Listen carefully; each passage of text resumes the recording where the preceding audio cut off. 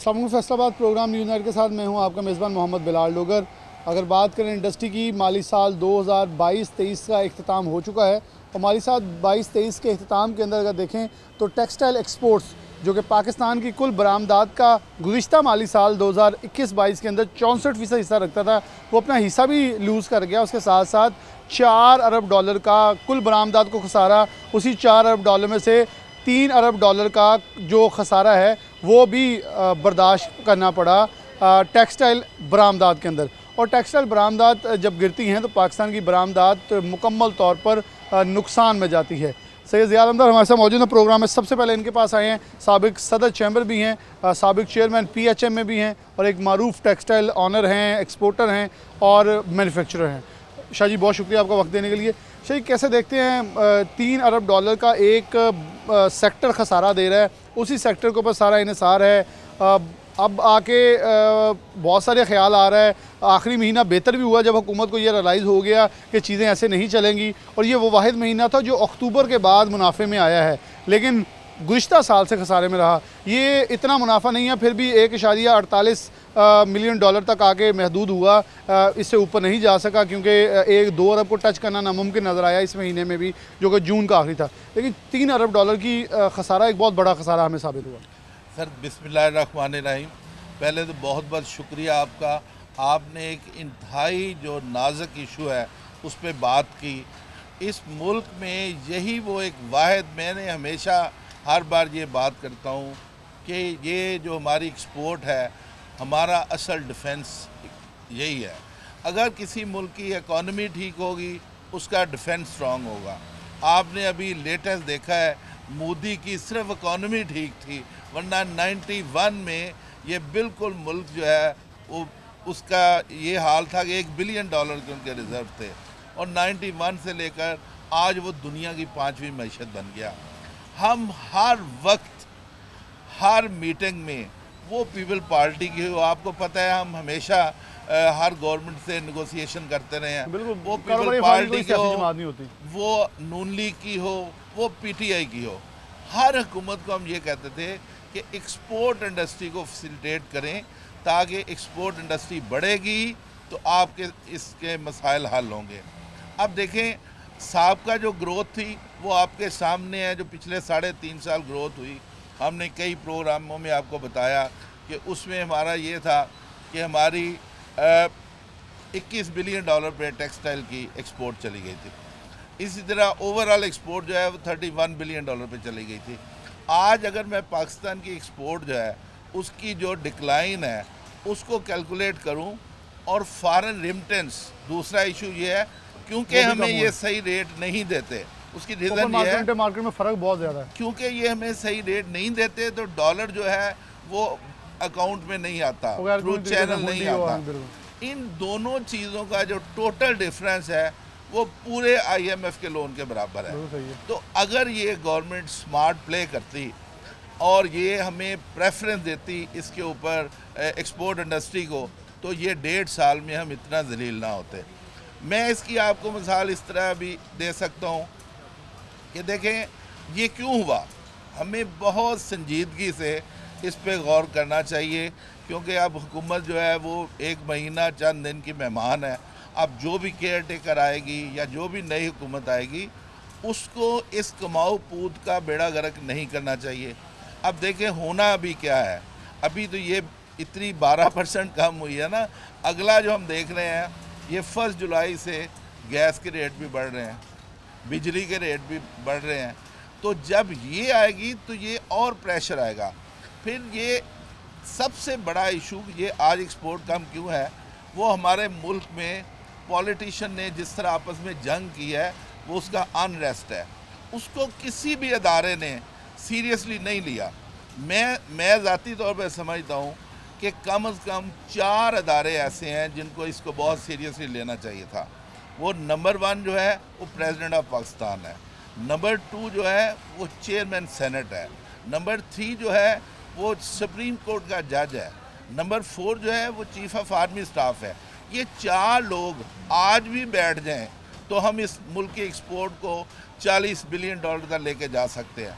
उसकी रीज़न ये है, अगर ये हमें महंगी एनर्जी देंगे, अगर ये हमारी इंपोर्ट बंद कर देंगे, अगर इस सबसे इस वक्त जो बड़ा इशू है वो ये है कि देखिए जैसे ही एक्सपोर्ट बढ़नी है ये डॉलर फिर अनस्टेबल हो जाना है। तो IMF का $1 बिलियन मिलने पे जितना पूरी की पूरी हुकूमत ने बगलें बजाई हैं, काश ये $6 बिलियन जो फॉरेन रेमिटेंस और एक्सपोर्ट कम हुई है, इतना ये सारी कौम रोती और देखती कि ये क्या वजूहात हैं। हमें सेल टैक्स नहीं मिल रहा, हमारे इस वक्त 6-6 महीने के सेल टैक्स फंसे हुए हैं जो कि हमें 72 आवर में मिलते थे। आप इस चीज़ के गवाह हैं। हमारा इनकम टैक्स एक मुद्दत हो गई नहीं मिला। साबका हुकूमत में हमें 520 बिलियन जो थे वो मिले थे। इसी तरह से ये जो है पूरी इंडस्ट्री चली थी।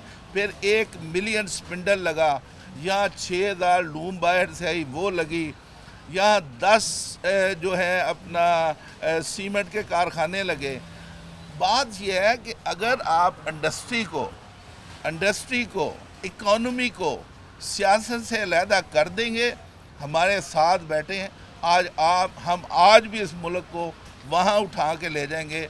अल्लाह के फजलो करम के कोई फिर हमारी इस मुल्क को मैली आंख से नहीं देखा। अच्छा शाह जी, एक बड़ा अहम सवाल है। आसिफ अली जरदारी ने चार्टर ऑफ इकॉनमी की बात की, जो बातें हम प्रोग्राम्स में बारहा करते रहे, अब वो लीडर्स की ज़ुबान पे आई हैं और मेरे ख्याल में मैं उन्हें अपनी तौर पे तो कहता हूँ कि एक लीडर ने तो इस ज़ुबान को निकाला, कि बात को निकाला और ये सामने आई। और साथ ही जो सऊदी अरब और UAE एक बहुत बड़ी इन्वेस्टमेंट लेके आ रहा है, क्या इसके बाद कोई रोशन मुस्तकबिल जो अच्छे दिन आएंगे अगर जो आपने शराइत दी हैं उनके मुताबिक चला जाए? सर, मैंने आपको याद होगा यहाँ एक बार शब्बर जैदी साहब आए थे, तो मैंने उनसे कहा, मैंने कहा जी आप हमें 30-40 हज़ार कंटेनर के ऊपर सारे चार्जेस ले रहे हैं, तो आप उसके अगेंस्ट में फैसिलिटेट क्या कर रहे हैं? तो उन्होंने एक ऐसी बात की जो मेरे कभी वहमो गुमान में भी नहीं थी। उन्होंने कहा भाई हमें सिर्फ $15 मिलते हैं। अब इन्होंने 50 साल के लिए फिर अपनी पोर्ट गिरवी रख दी है। अब हमें नहीं पता कितने डॉलर में रखी है। तो ये है वो बदकिस्मती कि अवाम को कुछ नहीं बताया जाता। ठीक है, इसी तरह जब गैस का आपको याद है मुआहदा हुआ था तो ईरान $5 पे देना चाह रहा था और हमने कतर से $13 में ले ली। तो मसला ये है कि जब मुल्क के मुफादात में चार्टर ऑफ इकॉनमी होगी ना तो हम सब इनके साथ हैं, लेकिन ये बात उस वक्त करते हैं जब इनका टन्योर ख़त्म हो जाता है। जब टन्योर इकट्ठा था इन्होंने इस मुल्क को छील के रख दिया है। यहाँ आटे का रेट देखें, यहाँ पे चीनी का रेट देखें, यहाँ पे दालों का रेट देखें। बड़े से बड़ा जो बंदा जिसकी अच्छी खासी अफोर्डेबिलिटी है वो इस वक्त जो है ना घर चलाना उसके लिए मुश्किल हो चुका है। शाह जी बहुत शुक्रिया। सैयद ज़िया आलम हमारे साथ मौजूद है। बहुत ब्रीफली उन्होंने बताया कि मुल्की मफाद जब बुलंदतर होंगे वो आगे आएंगे, वो हमारे लिए तरजीह होंगे, तो डेफिनेटली पाकिस्तान के अंदर बहुत सा कुछ। और उन्होंने ये कहा कि हम सिर्फ टेक्सटाइल बरामदा $40 अरब से ऊपर ले जाने का ख्वाहिशमंद हैं। जब बाहर हमारा दोस्त हमारा हमसाया मुल्क हमारे से जुदा होने वाला बांग्लादेश $52 अरब पे पहुंच सकता है, तो और जिसके पास अपनी बरामदात के अंदर दरामद कुछ भी खुद मुख्तारी नहीं है। हम तो अपनी कॉटन खुद पैदा करते हैं, वो कॉटन की एक फुट्टी तक दरामद करता है। ऐसा सवाल है, लेके मज़ीद आगे चलेंगे, प्रोग्राम में आगे लिए चलते हैं। प्रोग्राम में आगे बढ़ते हैं। हमारे साथ Faisal chamber for commerce and industries के सीनियर नायब सदर और नायब सदर मौजूद हैं। डॉक्टर साहब से आगाज़ कर लें। डॉक्टर साहब कैसे देखते हैं, बरामदात में $4 अरब का खसारा देख रहे हैं, लेकिन एक खुशाइन चीज़ है अगर उसे देखा जाए कि पाकिस्तान में बड़ी जो है वो इन्वेस्टमेंट आ रही है सऊदी अरब की और दुबई की। दोनों कंट्रीज़ का बड़ा इस वक्त तवज्जो है। कराची पोर्ट के साथ दुबई कर रहा है, सऊदी अरब ज़राअत के अंदर लेके आ रहा है। कमोबेश 30-40 अरब डॉलर से ज़ायद की इन्वेस्टमेंट सुना जा रहा है। आपको लगता है कि ये माली साल जो गुजर गया वो तो बड़ा खसारे में था, आने वाले माली साल में कुछ बेहतरी हो सकती है? चार्टर ऑफ इकॉनमी की बात हो रही है, लेकिन चार्टर ऑफ इकॉनमी के ऊपर भी कोई ख़ास तवज्जो अगर दी जाए, कोई मुरतब किया जाए, सफ़ेद कागज़ों के ऊपर साइन करने से चार्टर ऑफ इकॉनमी बन जाएगी? बहुत शुक्रिया बिलाल। इस जो आपने ये टॉपिक पे बात कर रहे हैं, इस पे इतनी बात हो सकती है कि अगर आप घंटों के साथ से बैठें तो वो भी कम है। एक्चुअली मुख्तसर बात ये है कि चीज़ों को, कंटिन्यूटी ऑफ पॉलिसीज़ को और यूनिफॉर्मिटी ऑफ पॉलिसीज़ को और लॉ ऑफ ऑर्डर जो है ना, जब बाहर से कोई इन्वेस्टर आता है वो 3-4 चीज़ें देखता है। वो आके जहाँ इन्वेस्ट करेगा कि हम मेरा पैसा सिक्योर है, अगर कोई मुझे प्रॉब्लम, यहाँ पे सिक्योरिटी मेजर्स ठीक हैं, अगर कोई मुझे प्रॉब्लम होगा तो मैं कोर्ट में जाऊँगा तो मुझे इंसाफ मिल जाएगा। वो फॉरेन डायरेक्ट इन्वेस्टमेंट 50% कम हो गई है। जब ये सूरत हाल होती है तो लोगों को यकीन नहीं होता, फिर लोग पैसे नहीं लगाते, लोकल इन्वेस्टर भी पैसे नहीं लगाता। जो पाकिस्तान को, जो बाहर से फाइनेंसिंग पाकिस्तान को हमेशा होती रही है, और यही चीज़ देख वो करते हैं कि यार हम आपको पैसे देते हैं, आप उसका अपना इंफ्रास्ट्रक्चर को बेहतर करने का सिस्टम आप अभी तक कंप्लीट नहीं कर सके और नहीं हो रहा। ये बड़ी, और जो इंडस्ट्री है वो तो उसके साथ तो बहुत सतेला सलूक किया जाता है। वो इस तरह का कि उनका कोई पुरसाने हाल ही नहीं है। जो प्रोजेक्ट्स उन्होंने अभी, जो अमली कमेटी ने भी और दूसरों भी, जो भी हमने यहाँ तजावीज़ दी, चंद पे अमल हुआ, मेजॉरिटी वो IMF प्रोजेक्ट के तहत ही वो ऑल इन वेन की सूरत में गई। वो हुकूमत को चाहिए कि बिज़नेस इंडस्ट्री जो है, जो रीढ़ की हड्डी है, उसके मुशावरत से चले। अगर ये सूरत हाल नहीं करेंगे, जो एक्सपोर्ट पहले लगातार आपने अभी खुद ही बताया $4 बिलियन कम हो गई, और अभी उन्होंने $30 बिलियन का जो आगे भी टारगेट रखा है वो अचीव फिर ही होगा। लोग तो ये कह रहे हैं, एक्सपोर्ट के तमाम लोग, कि ये अभी हमारी एक्सपोर्ट के आर्डर जो हैं वो नहीं हमारे फाइनल हो रहे, हमारा डिफरेंस आ रहा है। मेरा बेटा भी इसी काम में मुंसलिक है, एक्सपोर्ट में। वो कह रहा है कि लोग क्वेरीज जो हैं वो फाइनलाइज नहीं हो रही। उसमें वजह क्या है कि हमारी कॉस्ट डे बाय डे बढ़ती जा रही है, और हम प्रोजेक्ट के तहत चल रहे हैं। वो पैसा तभी यूज़ होगा जब हम उस पैसे को, एक एक पैसे को अमानत समझ के बड़े सेक्रेट तरीके से, बड़े ही मुतबर्रक तरीके से उसको खर्च करेंगे और पाकिस्तान की इकानमी को बेहतर करेंगे।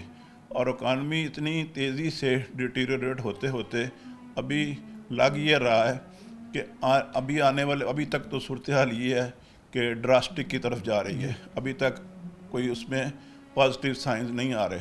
तमाम बिज़नेस कम्युनिटी जो है वो इन मसाइल का शिकार है, और दिन ब दिन जो है, जब तक हमने, आपकी कास्ट ऑफ डूइंग बिज़नेस बढ़ गई है, आपके बिजली के rates comparison to neighbour countries different हैं, आपके बिजली का बिल, जो लोग बिल नहीं दे रहे, मैं बड़ा हैरान हुआ। आधे लोग, एक सूबा जिसमें आधे लोग नहीं दे रहे, बिल ही नहीं दे रहे, उसका बोझ भी उन लोगों पे पड़ रहा है। सबसे बड़ा काम गलत ये है कि इंडस्ट्री के लोगों पे पड़ रहा है। आपकी जो इंडस्ट्री के कॉस्ट ऑफ प्रोडक्शन है, उस पर बिजली के रेट्स बहुत बढ़ गए हैं।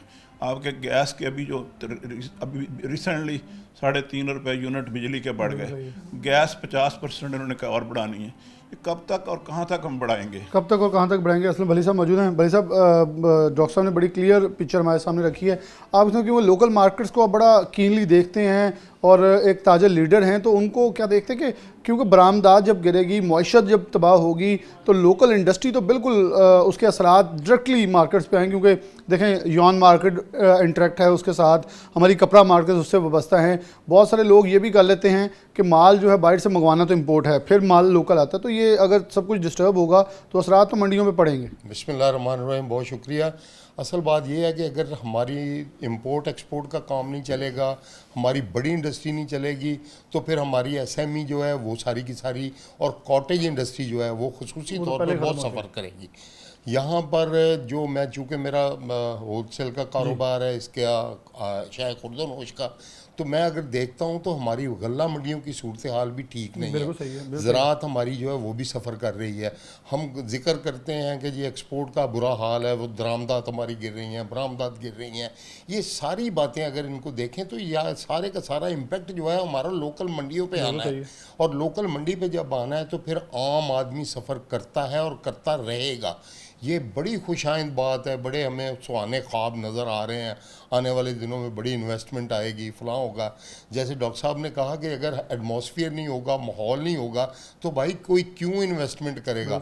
मेरा लोकल बंदा जो है वो इन्वेस्टमेंट करने को तैयार नहीं है, तो बाहर वाला क्यों आएगा? भाई साहब, एक और सब सवाल भी पैदा हो जाएगा ना कि बाहर वालों को आप फार्मूला क्या दे रहे हैं कि इन्वेस्टमेंट करें?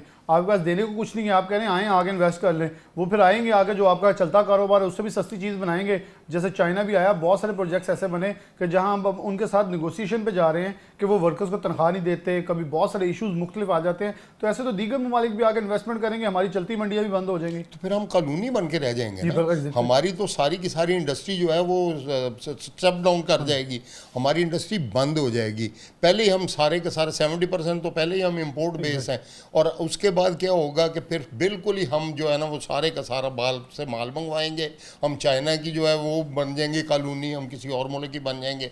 कितनी बड़ी बदकिस्मत की बात है कि हम सारे के सारे पल्सेस 70% बाहर से मंगवा रहे हैं।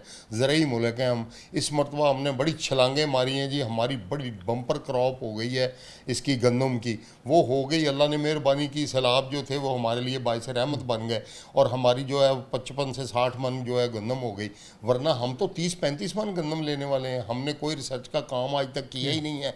हमारी तवज्जो क्यों उधर नहीं है? आईटी के शोबे में हमें काम करने की ज़रूरत है, हमें अपनी मंडियों पे काम करने की ज़रूरत है, हमें अपने लॉ एंड ऑर्डर को बेहतर करने की ज़रूरत है। फिर इस मुल्क ने चलना है और हमें इनको ऑन बोर्ड लेना पड़ेगा। मेरे डॉक्टर साहब कहते होते हैं हमारे प्रेसिडेंट कि हम सबसे बड़ा पिलर जो है ना वो हम बिजनेसमैन और इंडस्ट्रियलिस्ट हैं। 5वां बड़ा पिलर हम लोग हैं और हमें इग्नोर किया जाता है। भली साहब ने एक बात बड़ी प्यारी की कि अहम पिलर तो मैं तो इसको पहले नंबर पे अहम पिलर इसलिए कहता हूँ क्योंकि जो कमा के देने वाला है उसको 5वें नंबर पे रख के गिना जाता है, या 5वें नंबर के बाद रख के गिना जाता है। अगर उसे पहले नंबर पे रख के एक्सेप्ट किया जाए, उसकी बात सुनी जाए कि मसला है क्या और उसको कैसे उजागर किया जाएगा, तो हालात बेहतर हो सकते हैं। अभी बहुत मुश्किल है, आने वाले दिनों में मुश्किलात अभी पैदा हो रही हैं। यहाँ एक ब्रेक लेते हैं, दोबारा हाजिर होते हैं।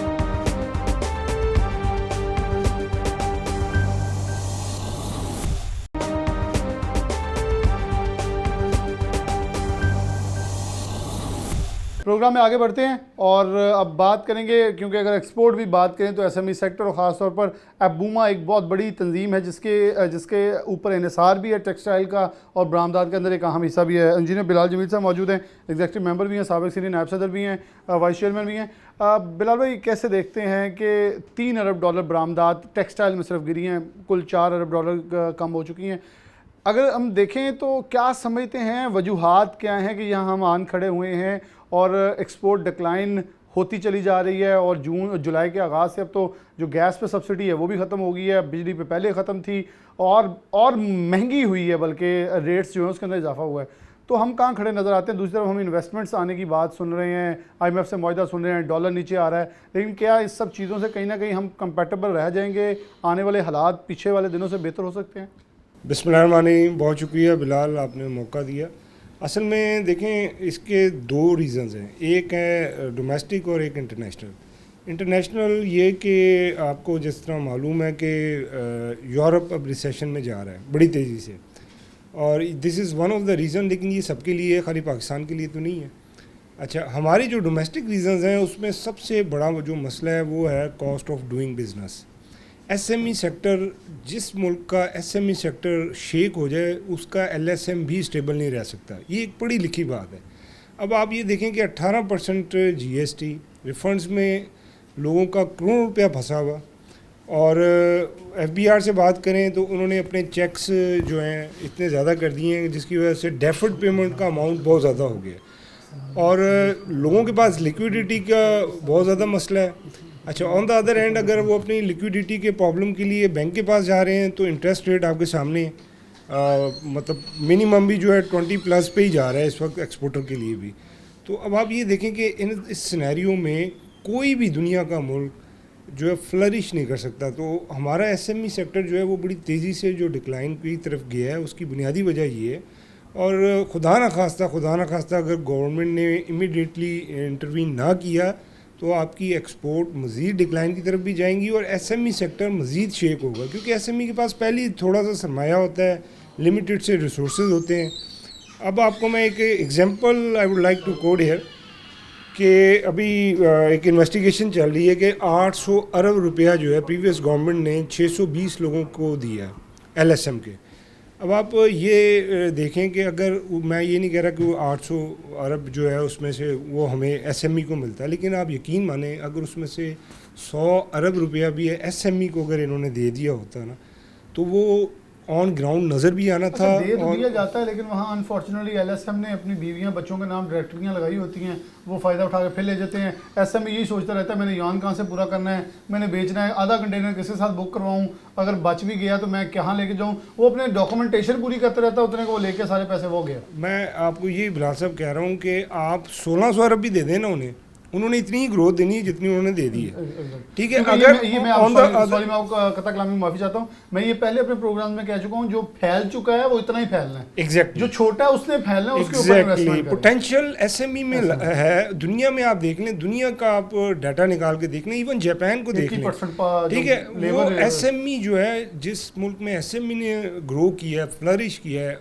अल्टीमेटली वहाँ एलएसएम और कॉर्पोरेट सेक्टर भी जो है वो मुस्तहकम हुआ है। अनफॉर्चुनेटली हमारे यहाँ पे एसएमई की पॉलिसी बनाने के लिए एसएमई से नहीं पूछा जाता था।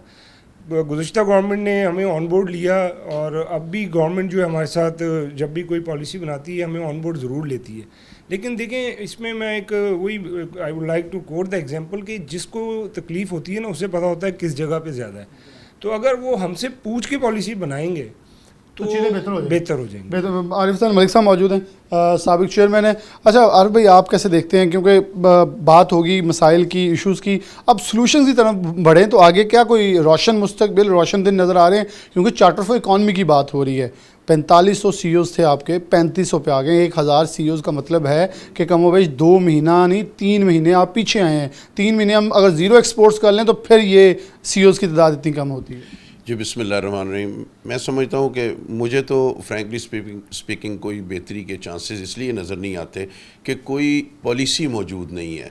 जब तक हम एक ऐसी पॉलिसी नहीं बना लेंगे कि जो मिनिमम 10 साल की पॉलिसी हो, और कोई भी गवर्नमेंट आए वो उस पॉलिसी को चेंज ना करे, वो फॉर एवर हो, फॉर 10 ईयर्स एट लीस्ट, और वो पॉलिसी सारे स्टेक होल्डर्स, एसएमईज़ की एसोसिएशंस और हमारी कॉर्पोरेट सेक्टर्स की जो एसोसिएशंस, उनके साथ मिलकर इस तरह डिज़ाइन हो कि पाकिस्तान की एक्सपोर्ट्स को हमने किस तरह आगे लेके जाना है, और उसमें फिर सस्टेनेबिलिटी हो, उसमें कोई चेंज ना आए। तो मैं समझ रहा हूँ सबसे पहली बात तो ये है कि एक ऐसी देरपा पॉलिसी होनी चाहिए कि जिसकी वजह से जिसमें कोई भी चेंज ना आए और हम आहिस्ता आहिस्ता उसको लेके आगे बढ़ते हैं। अच्छा, मैं प्रोग्राम में बार बार जिक्र करता हूँ कि सफ़ेद कागज़ पर 2 या 3 पार्टियों के जो या पीडीएम के इत्तेहाद के तमाम सियासी जमातों के लीडरान के दस्तखत हो जाना चार्टर ऑफ इकॉनमी है, या आप लोगों के साथ स्टेट होल्डर के साथ बैठ के पहले एक मुरतब पॉलिसी करें फिर चार्टर ऑफ इकॉनमी के साइन की तरफ बात जाए? देखिए, ये जो पाकिस्तान का सिस्टम है ना, इसको मैं ये समझता हूँ कि ये बिल्कुल एडहॉक बेस पे चलाया जाता है हमेशा ही। आज से अगर मैं 20 साल पीछे चला जाऊँ, मैं हैरान होता हूँ जब मैं डाटा देखता हूँ, और इतनी ज़्यादा उसमें एम्बेरसमेंट होती है कि पाकिस्तान और Vietnam once upon a time के वो एक्सपोर्ट में बराबर थे। आज डू यू बिलीव कि पाकिस्तान बमुश्किल 30 बिलियन पे पहुंचता है और वो 300 बिलियन पे पहुंच गए हैं। वो क्या वजह है कि जिसमें 20 साल में उनकी ग्रोथ 300 बिलियन तक हो गई और हम 30 बिलियन पे खड़े हैं, और वो भी मतलब मोर और लेस, कभी 1 बिलियन ज़्यादा कभी कम। तो इस दफ़ा भी देख लें 16% डिक्लाइन है। हमें वो वजूहात जानने की ज़रूरत है, और एडहॉक बेस पे हम अपनी पॉलिसीज़ बनाएंगे। अगर जिस तरह की ये चार्टर ऑफ डेमोक्रेसी या चार्टर ऑफ इकॉनमी जो भी है, मेरे ख्याल में ये वो लोग बना रहे हैं कि जिनको हमने पहले आजमाया हुआ है, बरसों से आजमाया हुआ है, और मैं अब भी समझता हूँ कि ये लोग कुछ भी नहीं कर पाएंगे जब तक वो अपने साथ कोई टेक्नोक्रेट्स को नहीं लाएंगे, और वो लोग के जो चीज़ों को समझते हैं उनको ऑन बोर्ड नहीं लेंगे। मेरे ख्याल में ये सब कागज़ का टुकड़ा ही होगा और पाकिस्तान और डिक्लाइन में जाएगा। अच्छा, आखिर पे आरिफ भाई, आपके भी हमारे भी दोस्त, जब आपने टेक्नोक्रेट्स की बात की, उन्होंने एक पॉलिसी बनाई, पॉलिसी बना लेते हैं, लोग ऐसे मौजूद हैं। अब मैं एक जिक्र करता हूँ एहसान अफजल खान जैसे नौजवान की, लेकिन प्रॉब्लम ये है जब जमातें उनको सियासी तौर पर सपोर्ट नहीं करती, वो अगर इलेक्शन, इनको तो वैसे इलेक्शन के बगैर लेके जाना चाहिए ताकि एक सपोर्टिव पार्टनर के तौर पर पेश आएँ। पॉलिसियाँ ली जाती हैं, उनके ऊपर भी अमल नहीं किया जाता, इन लोगों को भी साथ नहीं बिठाया जाता, तो फिर पॉलिसियाँ बनाई किसी ने, लगा कोई रहेगा तो फिर तो खिचड़ी पकेगी। नहीं, उसमें देखें ना जी, सबसे बड़ी बात तो वही है ना, अपने टेक्नोक्रेट्स को लाएं। अब इस सिटी की अगर मिसाल लें तो हम आपको फिंगर टिप्स पे ऐसे 10 लोग बता सकते हैं कि जो काम को समझते हैं, आप उनको मौका दें, उनको आगे लाएं, और उसके बाद फिर फुकदान एनफोर्समेंट का होता है। आप एक तो पॉलिसी नहीं बना पाते, जब आप पॉलिसी बनाते हैं तो फिर मैं समझता हूँ at the same time enforcement भी उतनी ज़रूरी है, आप ताकि आपकी वो पॉलिसी लिखी हुई कागज़ में ना रह जाए, आपके इदारे इस तरह मुतहर्रक होकर उस पॉलिसी को इन्फोर्स करें ताकि वो ग्रॉस रूट लेवल से उठे और पूरी सप्लाई चेन को उसमें मर्ज करके वो पॉलिसी जो है वो एंड तक पहुंच जाए। इससे हम आगे बढ़ेंगे और पाकिस्तान की एक्सपोर्ट्स में मेरा ख्याल है ग्रोथ हो सकती है, ग्रोथ भी इंशाल्लाह हो सकती है। ये आरिफ साहब ने जो आखिरी पॉइंट का बिल्कुल अगर इस शहर की बात करें और जो लोग यहाँ से लिए जाएंगे तो वो लोग बड़े क्लोज होंगे बाकी इंडस्ट्रियलिस्ट के भी, उनका रोज़ का इंटरेक्शन भी है, उन्होंने मिलना भी है, सब कुछ करना है। तो फिर ये इतराज़ ख़त्म हो जाएगा कि हमारा आला ऐवानों तक, जो उन लोगों तक रसाई नहीं जो पॉलिसी मेकर्स हैं। जब पॉलिसी मेकर्स इनके अंदर से उठाए जाएंगे तो इतराज़ात भी कम होंगे, इशूज़ भी कम होंगे, और उनकी एवेल्यूएशन जो है ख़ास तौर पर एग्जीक्यूशन बड़ी आसान हो जाएगी। यहाँ ब्रेक लेते हैं, दोबारा ज़रूर।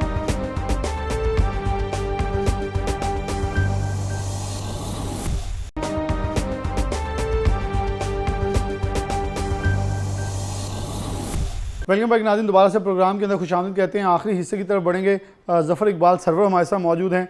अगर बात करें इनके डेजिग्नेशन के हवाले से तो पाकिस्तान की टेक्सटाइल पॉलिसी है, और किसी भी एक सियासी जमात ने प्रेजेंट की थी तो वो ज़फ़र इकबाल सरवर ने बनाई थी, जिसे पाकिस्तान तहरीक इंसाफ ने बहुत प्राउडली प्रेजेंट भी किया। लेकिन उसके ऊपर हमें पूरे 3.5-4 साल में देखें तो अमल होता दिखाई नहीं दिया। लेकिन जो वफाकी गवर्नमेंट के आखिरी 2 माह जब ये अंदाज़ा हो गया कि अब हम रहने वाले नहीं हैं, तो वो उस पॉलिसी के ऊपर नहीं बल्कि एक और पॉलिसी को इम्प्लीमेंट कर दिया गया, टेक्सटाइल पॉलिसी का नाम देकर। सिर्फ ये कि हमने टेक्सटाइल ऑनर्स के लिए बात की, लेकिन अब फिर गवर्नमेंट जाने वाली है। तो एक बात आसिफ अली ज़रदारी की तरफ से सामने आई है, जो कि साबिक़ सदर भी हैं और PDM के साथ इत्तेहाद के अंदर भी हैं, कि चार्टर ऑफ इकॉनमी, अब ये बातें सबकी ज़ुबान पे आ चुकी हैं कि चार्टर ऑफ इकॉनमी इस मुल्क के लिए नागुज़ीर हो चुका है। ज़फ़र भाई, बहुत शुक्रिया वक्त देने के लिए। कैसे देख रहे हैं कि चार्टर ऑफ इकॉनमी ज़रूरी है, वो सियासी पॉइंट स्कोरिंग कर लें या कुछ भी कर लें, लेकिन कि अच्छी चीज़ है जिसकी तरफ बढ़ना होगा। आप क्या समझते हैं कि गवर्नमेंट्स के अंदर या सियासी जमातों के अंदर इतनी जहन के अंदर कुशादगी है कि ज़राअत से हटकर, या कि ज़राअत के अंदर भी बल्कि हमें कोई पॉलिसी मौसर नज़र नहीं आई, कि क्या ये लोग इस काबिल नहीं हैं कि स्टेक होल्डर्स के तौर पर या कुछ ऐसे थिंक टैंक्स अपने अंदर रखें नुमाइंदगी के तौर पर, जो ये बता सकें इनको कि ये टेक्सटाइल या ये सेक्टर्स जो हैं हमारे लिए बड़े फ्रूटफुल हैं, क्योंकि हम 3 अरब से ज़ायद की बरामदात खो चुके हैं इस वक्त टेक्सटाइल में। बिस्मिल्लाहिर्रहमानिर्रहीम। बिलाल, सबसे पहले तो मैं ये बता दूं कि वो जो पॉलिसी बनाई थी तो गवर्नमेंट ने आते ही उसको पार्शली इम्प्लीमेंट किया था, और जिसकी वजह से एक्सपोर्ट एक रिकॉर्ड पॉइंट पे पहुंची और $20 बिलियन को अचीव किया। उसके बाद गवर्नमेंट ख़त्म हो गई। खान साहब की कुछ मैं समझता हूँ अपनी हरकत की वजह से, अगर वो पॉजिटिव लेकर चलते, पार्लियामेंट में रहते, पार्लियामेंट से बाहर ना रहते और पॉलिसी कंटिन्यू रहती, तो शायद आज के ये हालात ऐसे पैदा ना होते। ये मैं एक ओपन हार्टेडली बात कर रहा हूँ। तो नंबर 2 जो चीज़ है कि जहाँ पर चार्टर ऑफ इकॉनमी की बात हो रही है, तो ये चार्टर ऑफ इकॉनमी तो मैं बड़े सालों से आपको मेरे इंटरव्यू करें मैं ये बात कर रहा हूँ कि इकॉनमी को और पॉलिटिक्स को बिल्कुल अलग रखना चाहिए। अब जरदारी साहब ने चार्टर ऑफ इकॉनमी की जो बात की है कि वो करना चार्टर ऑफ इकॉनमी के ऊपर जो डिस्कशन है, साइन करने को तैयार हूँ, लेकिन सवाल ये पैदा होता है कि ये पिछले 35-36 साल कहाँ सोए हुए थे? चार्टर ऑफ इकॉनमी का बेड़ा गर्क क्यों किया? नेशनल इंडस्ट्री को नेशनलाइजेशन किसी और ने तो नहीं किया था, पीपल्स पार्टी नहीं किया था। जब नेशनलाइज किया था तो इंडस्ट्री का बेड़ा गर्क तो उस वक्त तक होना शुरू हो गया हुआ था।